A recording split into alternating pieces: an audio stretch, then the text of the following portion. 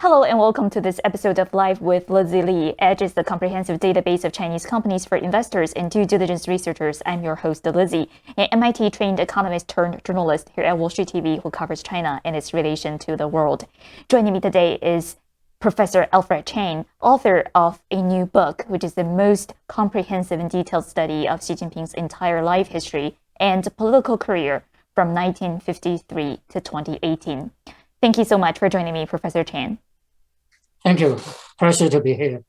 So, Professor Chan, your book contains details about how Xi Jinping was recruited and groomed to be the next leader of China. I wonder if you can tell us more about why the party elders at that time picked Xi Jinping to be the next leader for the country. Well, the discussions of Chinese political successions often focus on factional power struggle because there's no free, open, and universal elections in the West, in the Western sense, to change political leaders. China watchers tend to rely on intuition and educated guess to think about the change of leaders. But the notion that the party elders pick Xi Jinping is not actually too correct. Deng Xiaoping and the party elders did pick Jiang Zemin after the 1989 Tiananmen events. And Hu Jintao too was also similarly picked in 1992 to become a cross-century leader. And he was being groomed for 10 years before becoming general secretary. And he served a record of 20 years in the standing committee of the Politburo. Now, Xi Jinping was not picked until 2007. In fact, his ascension to power has a much longer story, and his gradual rise can be traced back to the 1980s. And this is important to note because the Central Organizational Department play a major role in recruiting, grooming, and scrutinizing a whole generation of leaders, not just one or two, but what the Chinese call the third echelon of reserve cadres. That is to say, they pick cadres who were below 45 years old and with an university education. They pick these people and they groom them and rotate them from administrative post to administrative post in order to groom them. So when Xi Jinping went through that process, and not until 2007, he was inducted into the Politburo Standing Committee. Then he was being groomed for 5 years before becoming general secretary. Now, Hu Jintao and Wen Jiabao, of course, had a role to pick Xi Jinping, and Jiang Zemin, the elder, might have a role to play. Now, for the reasons they pick Xi Jinping, because I believe that he has a fairly complete resume, especially in comparison with other hopefuls. For example, firstly, he was scandal-free. He had served in the village. He had the governor's special economic zone. He served in the county. He was also a provincial chief at coastal areas, and he had experiences dealing with Taiwan. And he also has a stint as secretary to Minister of Defense Gang Biao. And in this relationship, he was deemed to have military experience. Now, Zhejiang, as chief of Zhejiang, is very important because Zhejiang is a bellwether of China's provinces. It was and still is China's richest province. And because of the advanced economic development there, social and political issues tend to appear before the rest of the country. And that's why the Central Party regard Zhejiang as the testing ground for new policies. So for all these reasons, Xi Jinping was picked in 2007 and finally became General Secretary in 2012.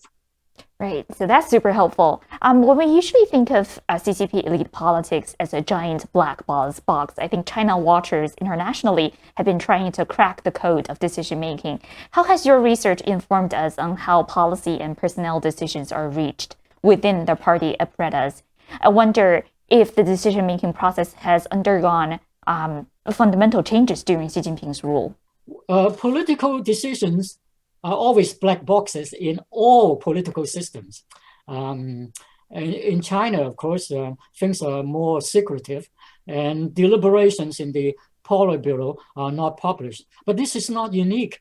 In the West, we have a notion called cabinet confidence, meaning that cabinet decision making in the West is not disclosed. Everything that goes on in cabinet is confidential, according to the notion of cabinet confidence. And in fact, in the parliamentary system, cabinet members take an oath of solidarity so that they can freely consider and discuss all options and opinions before they can make a decision. And as to the stereotype of a monolithic decision-making process, one-man rule or a chairman of everything, I think those are not particularly accurate description of Xi Jinping and the notion of aggrandizement of power, a popular concept, is another stereotype. No doubt, Xi Jinping dominates decision-making. He has the final say, but his relationship with his colleagues in the Politburo is really codependent. There's a great deal of division of labor. There's different skill sets and experience. And it's wrong to assume that every policy springs from the head of Xi Jinping, as is often assumed. In fact, Xi Jinping in general basically laid down the general principles, and those general principles are often being fleshed out by the bureaucracy, by his colleagues, and certainly the bureaucracy, approximately 6 million strong, right? And would operationalize many of these really general principles. For example, Premier Li Keqiang is in charge of the State Council, which controls 21 ministries, 3 commissions, central bank, the central audit office, and so on, not to mention 31 provinces.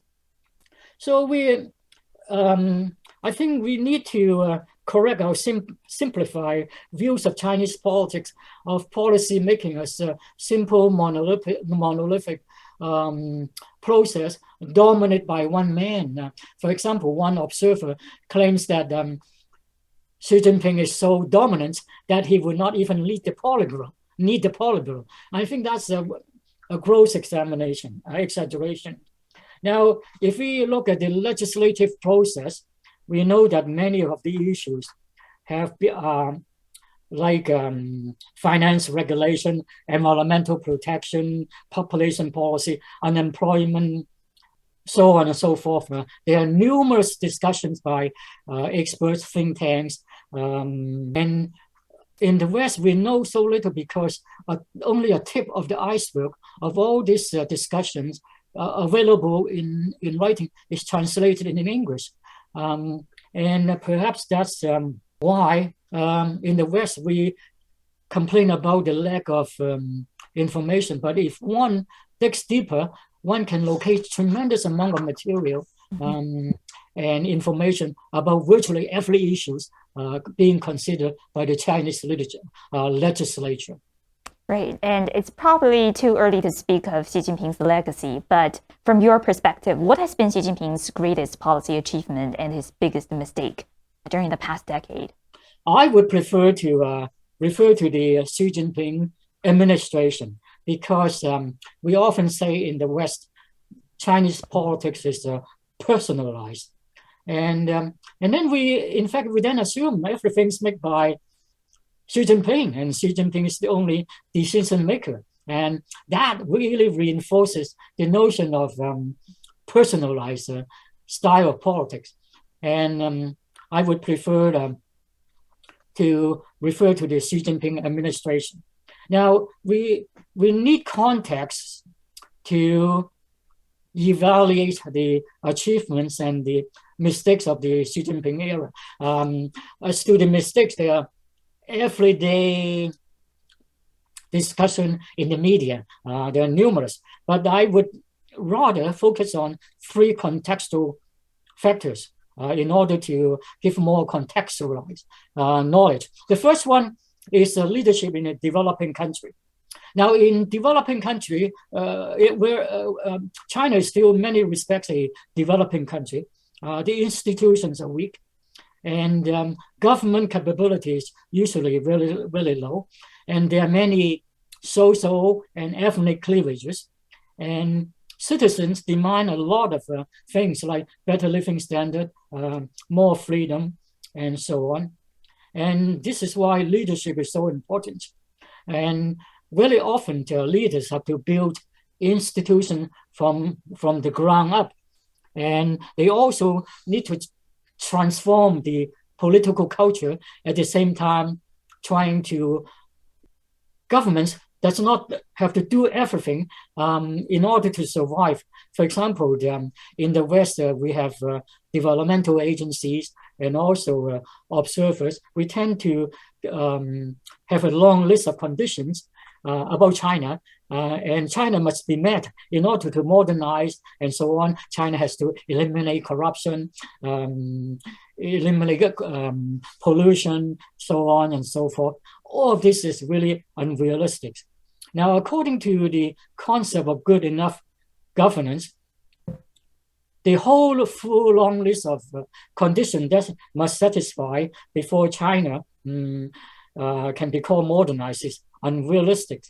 And from this perspective of good enough governance, as long as some thresholds are reached, economic and political development can occur. In other words, this is another way of saying all good things cannot happen at the same time. And many of the Western expectations are unrealistic. Now, thirdly, a third perspective is that when we look at the credible surveys done by people like Bruce Dixon of, I think it's George Washington University, and the Ash Center at Harvard University, and others, and we know that Chinese citizens tend to have a fairly high level of satisfaction with the government, and they are confident with the system, and they think that the prospect is fairly good. In particular, Dixon, very sophisticated survey, find that most Chinese regard themselves as already having a democracy. This might be shocking to the West, but this is the finding of Professor Dixon, and he found that the Chinese expected even more democracy in the future. Now, of course, there is a caveat. The Chinese knowledge of democracy really means what the state can do to attend to the interests of the people. And they look at the democracy less as formal voting or individual civil rights. So many of those make sense. In terms of achievement, I would say that Xi Jinping's administration have built institutions, domestic and international. Domestic, for example, rebuild the judicial system, institutionalized anti-corruption. Those are the institutions being built. And there is the commitment to the environment. We all know that the environment has improved somewhat, particularly in the major cities in China, compared to 5 or even 10 years ago. There are a lot more social services, social security. There's the abolition of the hukou system, the one-child policy system. There's always the policy to foster economic growth, anti-corruption, digital economy, regional integration, anti-poverty. And externally, there are free trade agreements to enmesh foreign country institution building, including the Belt and Road Initiative and AAIB, BRICS. Those are very good examples of institution building. And of course, they are controversial. In the West, of course, we can criticize all kinds of things, which I call institution building in China. Now, perhaps a strong, decisive leadership is another hallmark of the Xi Jinping leadership to counter the ever-present danger of disruption, instability. Those are the forces that are always associated with ultra-rapid modernization. From modernization theory, we know that modernization, particularly the rapid one, is not a smooth and easy process. It's filled with challenges, filled with traps, and filled with instability. Political blunders, of course, we hear it from the media daily. For example, Western media said that Xi Jinping is holding back the Chinese economy, that it is anti-market, and it's like a zero COVID policy, and so on and so forth. And I can also draw attention to the oppressive measures in Xinjiang, Hong Kong, and Taiwan. Those are real issues, and not to be ignored. But we need to balance many aspects in order to achieve an objective evaluation of the Xi Jinping administration. And as a political scientist and a social scientist, my interest is more. I'm interested in explaining in an objective manner by references to theoretical and comparative social sciences. And we know that China, as well as the world, is entering a stage of turbulent and a really unstable international environment. And henceforth, China's reaction should also be looked at it in that context. Finally, one other perspective is the theory of revolution. Now, by taking this perspective, I mean that the theories of revolution claim that when a revolution is encountering perceived external threat, its domestic policy will tend to become more violent and more radical at home. Here we are talking about external and internal linkages. And this revolutionary theory has been used to explain revolutions in France, UK, China, and even in America.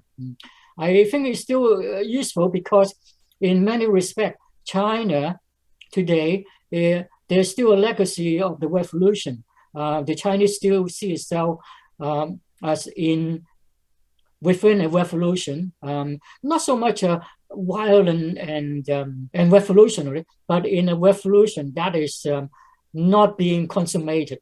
And when they perceive a lot of threats, policy tend to be more violent and hostile at home. This applies to the United States too.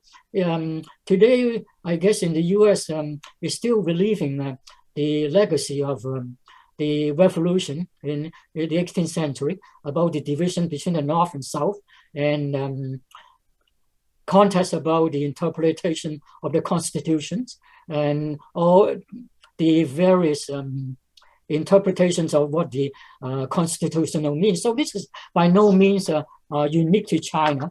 And I think this is an important perspective to look at China in this way. Right. And speaking of the Xi Jinping's third term, which is all but secured in the next round of Party Congress, who do you think are the rising stars likely to be tapped for the Politburo Standing Committee, and what will be Xi Jinping's grand plan for his third term?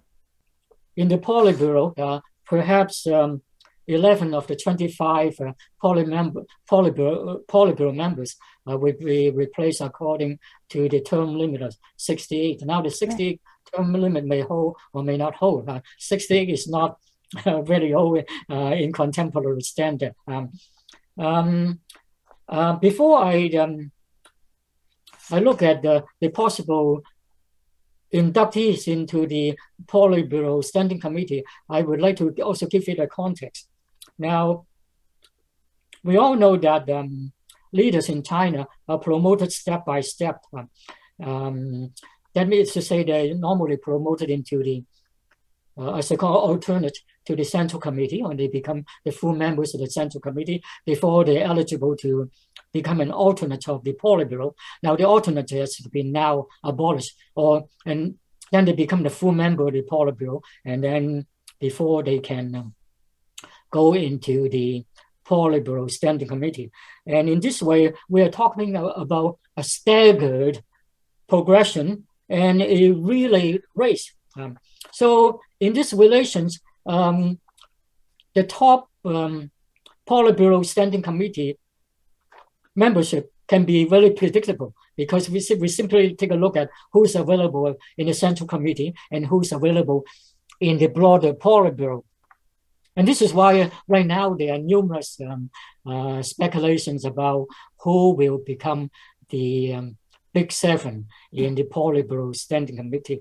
But of course, there are the members of the Politburo Standing Committee. Membership is not fixed. It varies from about 5 to 11. So there's a great deal that the Xi Jinping administration can play around.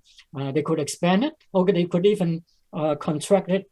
Now, so if the 68 age retirement age limit still holds, and if we look at the step-by-step promotion and the small size of the Central Committee pyramid, with only 172 alternate members and 204 full members, many of them are not meant to go further, because we know that by age, by experience, they will not be able to go into the Politburo. So by looking at those perspectives, one or more of the following members may enter into the Politburo Standing Committee. Wang Yang, he's been around for a long time. Wang Huining may or may not be, him being an ideologue. Politburo Standing Committee. I think the hottest members, of course, is Chen Ming-er of Chongqing, born in 1962. Deng Xiang, born in 1960, is the director of the Central Office. Hu Chunhua, vice president, born in 59. Li Chang from Shanghai, Li Xi from Guangdong. Those are most likely to enter the Politburo Standing Committee. And perhaps one or more others, like Wang Yang or Wang Huining, may enter the Politburo Standing Committee. We all know that no women ever entered the Politburo Standing Committee because of the glass ceiling. Even in the Politburo, this time it might be all male. One hopeful is Shan Yingqian. He's a bi-minority only, and he's the only provincial party chief. So he might be a top candidate. If she enters the Politburo, she would be one minority, one woman.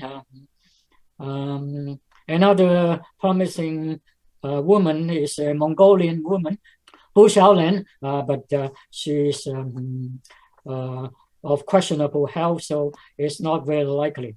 So currently there are all kinds of games going on, guessing who would enter the Politburo Standing Committee. But if you look at the structure of the Politburo Standing Committee, there's the General Secretary, that's the Premier. There's one person that needs to be the chair of the National People's Congress. Another would be chair of the Chinese People's Political Consultative Conference, the CPPCC mouthful. Now, but this is the advisory commission for the party, and then another position would be reserved for the secretary of the secretariat, and another should be the head of the Central Discipline Inspection Committee. Another and would be a vice premier. So if you look at all these positions, and we can fit prospective leaders into these slots, and so it's really quite interesting. People have already made all kinds of predictions about who would fit into those slots, and we'll see. Hu Chunhua, of course, is perhaps one of the major rising star, and not surprisingly, in fact, 5 years ago he was already regarded as one of the two successors, right? Although he didn't make it, but this time it's almost certain that he would gain a prominent place. And my hunch is also Li Keqiang too might remain. He's 67, not quite 68, and because of the turbulent times, he might be persuaded to stay on for one more term. He cannot be the premier because the premier now has a 2-term limit, but he might be persuaded to stay on because of turbulent times, because of uncertainty, and because of the need of the institutions. I tend not to subscribe to the power maximization theory that Li Keqiang wanted to stay on because he craves power. I tend to use more the institutional analysis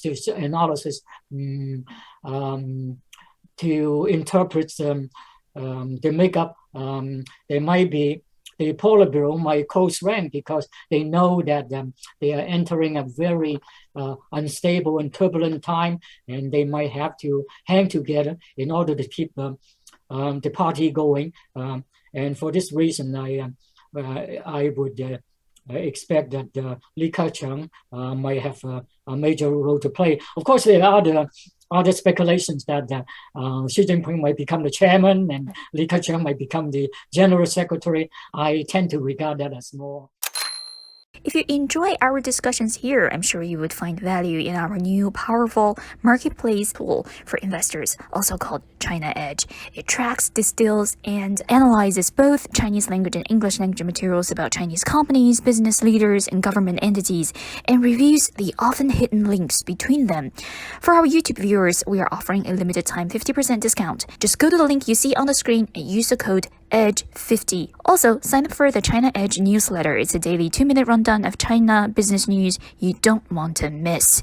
The link is right here on the screen. You can also click on the link in the video's description section to get your complimentary subscription today.